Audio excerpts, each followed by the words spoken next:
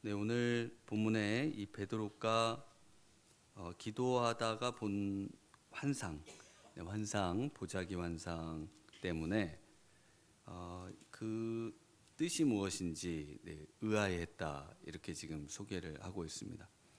네, 기도 중에 이 본 환상이 이 베드로 마음에 큰 충격을 줍니다. 그리고 그것에 대해서 의심을 하면서 또 그 내용 때문에 굉장히 이 갈 길을 찾지 못하고 도대체 어떻게 이 환상을 이해해야 할지 전혀 답을 찾지를 못합니다. 왜냐하면은 이 환상 어제 보셨던 내용 그 앞에 있는 내용이 유대인으로서는 생각할 수 없는 그 내용을 하나님께서 명하신다는 그 충격에 이제 이 베드로가 빠지게 되는 것이죠. 근데 그 내용이 이제 또 오늘 내용과 깊이 연관이 되기 때문에 잠시만 생각을 해보면, 가이사랴에 이제 고넬료라고 하는 사람이 이제 하나님의 음성을 듣죠. 그래서 지금 이제 그 기도하는 중에 환상을 봅니다. 역시 베드로도 이 기도하는 중에 환상을 보죠. 그래서 이 구시의 기도를 합니다. 구시는 오후 3시쯤이 되는데 3절에 보시면은, 그래서 이 고넬료가 이 기도하는 사람입니다. 그런데 이 고넬료가 그때 바로 하나님의 음성을 듣고 사람을 보내요. 사람을 바로 보냅니다. 그래서 하나님의 사람들은 이 행동의 사람들입니다. 그 머뭇머뭇하지를 않아요. 뭐 조금이라도 주저하는 느낌이 하나도 없습니다. 아브라함을 보셔도 믿음의 사람은 뭐 주저를 하지 않아요. 뭐 가라 그러면 그걸 막 고민하다가 가는 게 아니고 이 고넬료처럼 즉각적으로 행동을 합니다. 그래서 엘리야 때에 그 엘리야가 바알 선지자, 아세라 선지자하고 대결을 펼치면서 백성들에게 한 말이 뭡니까? 너희가 어느 때까지 머뭇머뭇하려느냐? 오늘부터 기도해야지, 내일부터 기도해야지. 그러다가 계속 기도를 못해요. 왜냐하면 머뭇머뭇하다가 시간이 다 지나가다가, 그래서 결국은 하나님의 뜻을 언제 평생 잃어보지도 못하고, 그래서 그런 뭐 명도 있다잖아요. 네, 오물쭈물하다가 네, 이럴 줄 알았다. 뭐 이런 유명한 뭐 철학가인지 사상가인지 하여튼 그런 분의 뭐 묘지명도 우리가 들어보는데요. 엘리야 때도 그랬습니다. 항상 머뭇머뭇해요. 하나님의 일과 하나님의 사역과 하나님의 원하시는 어떤 뜻을 내가 좀 형편이 나아지면은 해야 되겠다. 아니면 내가 조금 더 뭔가 해결되면 하겠다. 조건이 앞에 항상 뭔가가 붙다 보니까 조건이 해결된다는 것이 그렇게 만만치가 않고, 그러다 보니까 계속해서 하나님의 그 뜻을 이루는 것이 이제 미뤄지죠.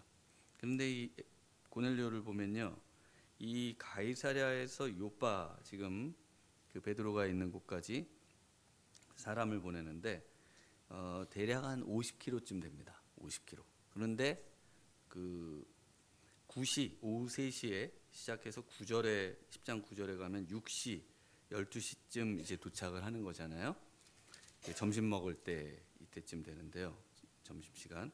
그러니까 그 21시간입니다. 21시간이니까 그 잠을 안 잔다고 쳐도 21시간인 거예요. 근데 보통 하루길이라고 하면 25km를 의미합니다. 사람이 하루에 걸어갈 수 있는 길이 한 25km쯤 됩니다. 그러니까 한 이틀길이 되고, 그것도 이틀길도 잠자는 시간을 만약에 넣어야 된다면은 사실 가기도 어려운, 그 하루 만에 가기도 어려운 그런 뭐 다 하면 한 21시간 됩니다. 1시간 되는데, 그러니까 굉장히 빠르게 이 베드로에게 보내는 장면을 우리가 볼 수가 있습니다. 그리고 이 베드로가 이렇게 이 강한 충격의 그 보자기 환상을 생각하는데 그때 이제 이 사람들이 참 하나님의 어떤 정확한 인도 가운데 딱 만나게 되는, 그래서 그 하나님의 뜻이 또 이루어져가는, 그래서 기도의 사람과 기도의 사람이 만나 하나님의 뜻이 이루어지는 겁니다. 기도하지 않고는 절대로 하나님의 뜻이 이루어질 수 없다, 이렇게 생각하셔야 됩니다. 그래서 뭔가를 결정하시거나 어떤 일을 하실 때 반드시 기도를 하셔야 되고요. 유대인들은 하루 3번 기도를 했습니다. 그래서 지금 9시쯤 기도했죠.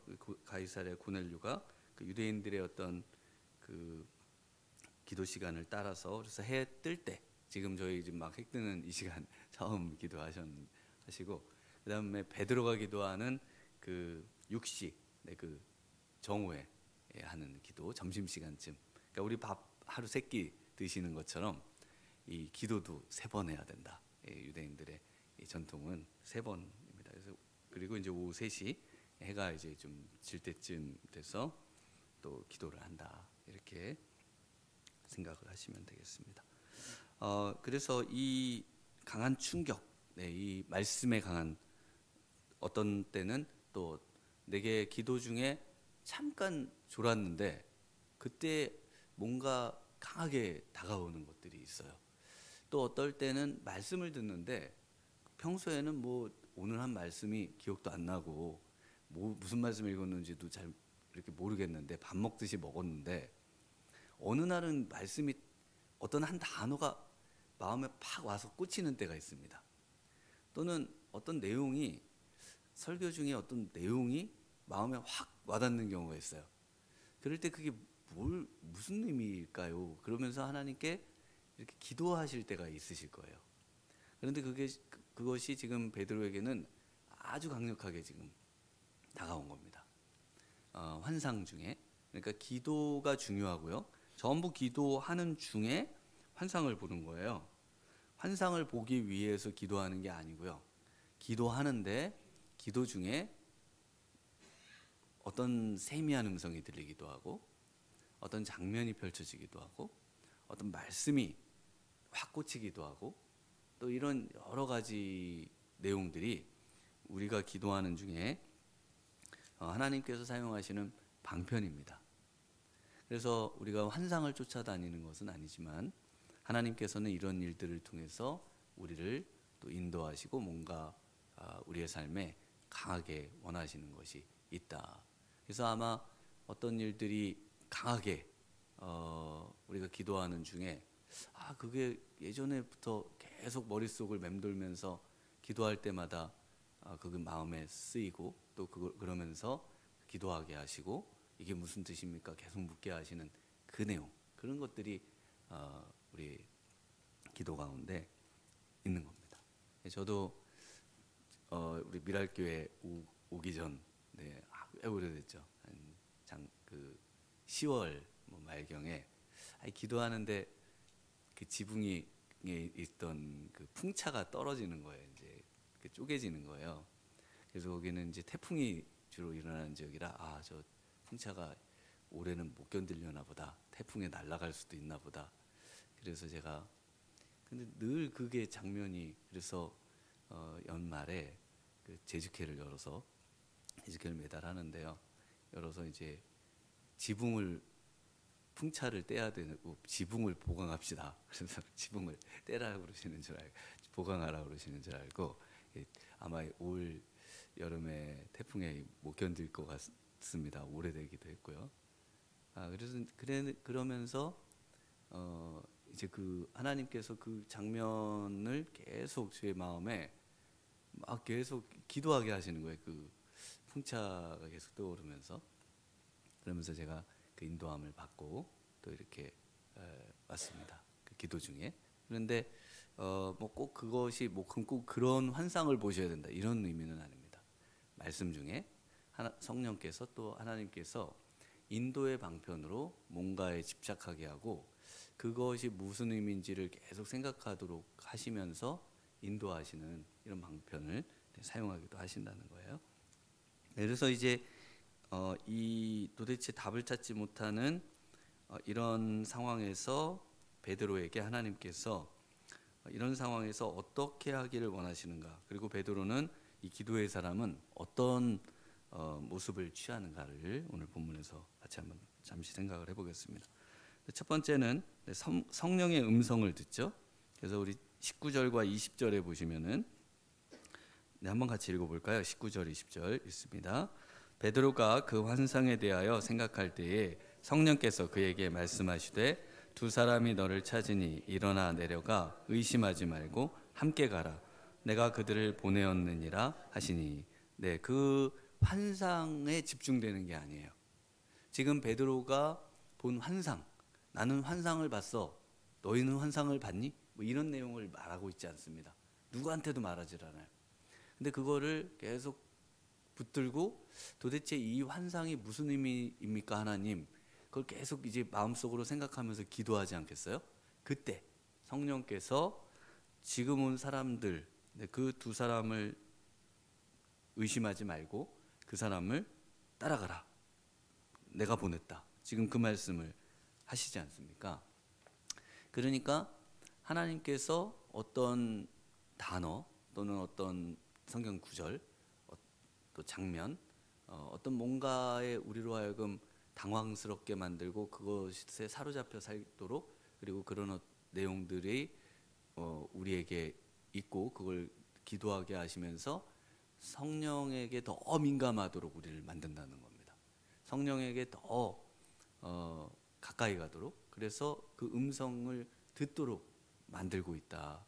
그래서 우리에게 어떤 이런 말씀들을 주실 때 또 이런 보여주시는 것이 있다면은 무엇을 말씀하시는지를 끊임없이 묻고 기다리면서 그 응답을 받아야 된다는 것이죠. 그 다음에 이제 두 번째로는요, 이제 베드로가 순종을 합니다. 그래서 역시 들려주시는 음성에 대해서 그 내용은 모르지만 순종을 해야 된다는 것입니다. 그래서 베드로가 이 사람들하고 그 다음 날 이분들이 너무 피곤해서 오니까 이제 불려들여서 쉬게 하고 그 다음 날 일찍 이제 출발을 해서 역시 또 바로 그 다음 날 도착을 합니다. 이틀길 되는데 그건 뭐 마차를 타고 왔는지 하여튼 열심히 달려서 하루 만에 이제 갑니다. 하는데요. 이 순종한다는 게 쉽지 않습니다. 28절에 보면은 이방인과 교제하며 가까이 하는 것이 위법인 줄 안다. 그 보자기 환상 중에 나오는 그 먹지 못할 음식들, 유대인이라면 절대 건들지도 않을 음식들을 먹어라. 그러면서 하나님께서 내가 깨끗하다고 하는 것을 부정하다고 말하지 마라. 이렇게 계속 이야기를 하십니다. 그때 부정한 음식과 왜 유대인인 나에게 이 깨끗한 음식, 정결의식을 범하게 하시는가라는 걸 계속 생각할 때 하나님께서 이 이방인들과 접촉하는 이 모든 것들을 부정하게 생각하는데 이것이 위법이라고 하지만 오히려 이 인종차별적인 잘못된 법이었구나라는 것을 깨닫고 하나님의 말씀을 더 우선시하게 되는 그런 이제 베드로의 모습을 볼 수 있습니다. 그러니까 베드로가 얼마나 기도 가운데 깨어 있는 사람인 줄 알 수 있어요.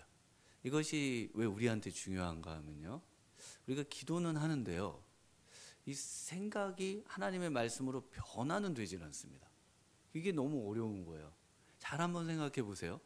하나님의 말씀이 끊임없이 우리가 말씀을 붙들고 기도하지 않습니까? 그럼 기도하면 우리가 하나님이 원하는 사람으로 계속 바뀌어져 가야 되는 겁니다. 계속 속사람이 자라가고 또 하나님의 어떤 말씀으로 생각이 변화돼 가야 되는데요. 생각은 항상 고정돼 있어요.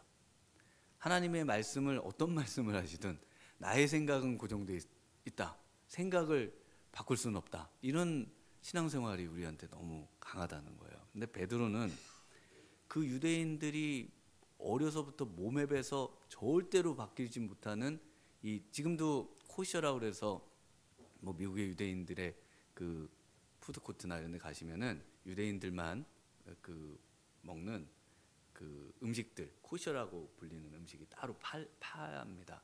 그 뭐 이스라엘은 당연히 그렇고요. 모든 음식에 코셔라는 마크가 찍혀 있어요. 그게 없으면은 유대인들은 못 먹는 거예요. 그러니까 지금도 이렇게 철저하게 지키는 뭐 그런 내용을 이 당시는 정말 어마어마하게 철저하게 지켰겠죠. 그러니까 그런데 이거를 지금 깨고 베드로가 순종한다. 이 쉬운 일이 아닙니다. 그렇죠? 한번 생각해 보세요. 어려서부터 대대로 베드로가 지금 이 나이 때까지 지켜오던 것을 하나님의 그 환상과 말씀, 음성으로 이걸 깨뜨리고 뭔가를 순종할 수 있다. 대단한 겁니다. 그래서 우리가 이 기도한다는 것은 나를 깨뜨리는 시간이에요. 말씀으로 나를 깨뜨리고 말씀으로 나를 새롭게 빚어서 하나님이 쓰시기에 합당한 사람으로 만들어가는 시간. 이것이 바로 이 기도의 시간이죠. 그래서 우리의 고정관념을 깨뜨리는 겁니다. 그래서 29절에는 부름을 사양하지 아니하고 왔노라 이렇게 되어 있습니다. 그래서 부름을 반대 없이 왔노라 이런 말입니다.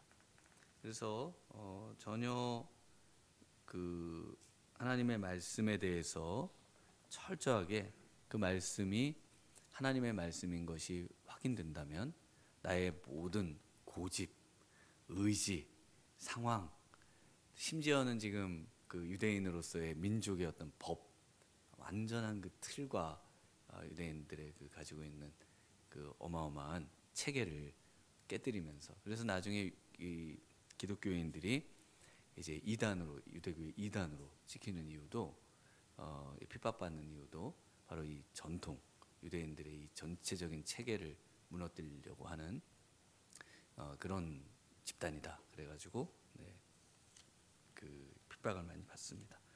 그래서 이 베드로가 그렇게 또 순종을 해서 고넬료의 집까지 갑니다. 그리고 그 설명을 또 우리 어제 보셨던 내용 이어서 또 똑같은 말씀을 하시고요. 그리고 그 베드로가 그 다음 어떤 행동을 취하는가 하면은 그 사명을 감당합니다. 33절 한번 같이 읽어보겠습니다. 33절. 내가 곧 당신에게 사람을 보내었는데 오셨으니 잘하였나이다. 이제 우리는 주께서 당신에게 명하신 모든 것을 듣고자 하여 다 하나님 앞에 있나이다. 그래서 이 베드로는 결국 뭘 하느냐?